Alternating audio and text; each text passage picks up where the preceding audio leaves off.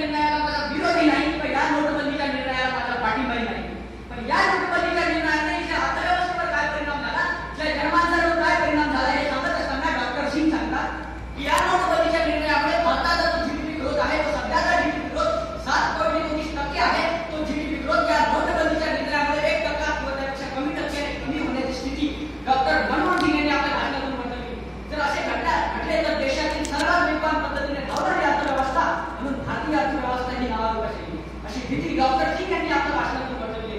म्हणजे आईकडे जाऊन या नोटबंदीच्या निर्णयामुळे इथल्या देशाच्या व्यवस्थेवर काय परिणाम झाला हे सांगत असताना केंद्र सरकारने घेतलेल्या या नोटबंदीच्या निर्णयात प्रमुख 4 उद्देश होते. त्याचा पहिला उद्देश म्हणजे काळा पैसा वाढवायचा, परंतु अध्यक्ष महोदय आमच्या देशात असणाऱ्या भ्रष्टाचारातून आलेल्या पैशाचं काळ्या पैशाचं प्रमाण हे 5% आहे आणि उरलेला 95% पैसा हा स्विस बँकेत आहे, त्यावर मालमत्तेच्या स्वरूपात आहे, सोन्याच्या स्वरूपात आहे आणि लिगली हा पैसा भ्रष्टाचारातून आलेला पैसा आम्हाला म्हणता येणार नाही. म्हणजे देशाच्या पंतप्रधानांनी घेतलेला पहिला निर्णय चुकीचा ठरलेला आहे.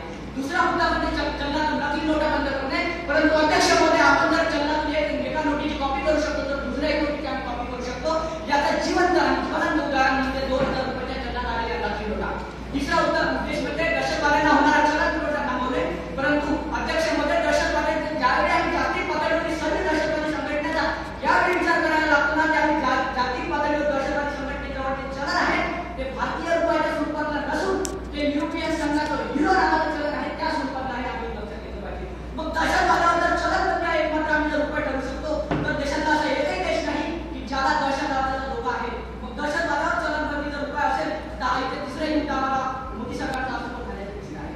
आणि चौथा मुद्दा होता अर्थव्यवस्था राष्ट्रीय अर्थव्यवस्था बनवणे, परंतु प्रसिद्ध अर्थतज्ञ पण असे म्हणतात की भारत सरकारने या गावातील अनेक देशातून वीजही पोहोचवली नाही, अनेक खेड्यातून इंटरनेटही पोहोचवलं नाही आणि जर भारताची अर्थव्यवस्था कॅशलेस अर्थव्यवस्था करायची असेल तर भारताला अजून 100 वर्ष लागत आहे. आणि मोदी सरकार 100 वर्षाचे स्वप्न जर सामान्य जनतेला आतापासून दाखवत असेल तर केंद्र सरकारने सामान्य जनतेला दाखवलेले हे पुढचं आहे. मग काही पलीकडे तो प्रसिद्ध अर्थतज्ञ मेघानंद देसाई सांगतात की नोटबंदीचा घेतलेला हा निर्णय जो आहे हा निर्णय म्हणजे भारतीय अर्थव्यवस्थेत आलेले एक सुनामी सारखा आहे आणि या निर्णयामुळे काय परिणाम झाले तर भारतीय अर्थव्यवस्थेवर एकूण 2,500 कोटी रुपयाचे फरक पडलेले आहे. आणि माझा विरोधी मित्र आला या ठिकाणी आला आणि पोटतिडकीने सांगत होता की या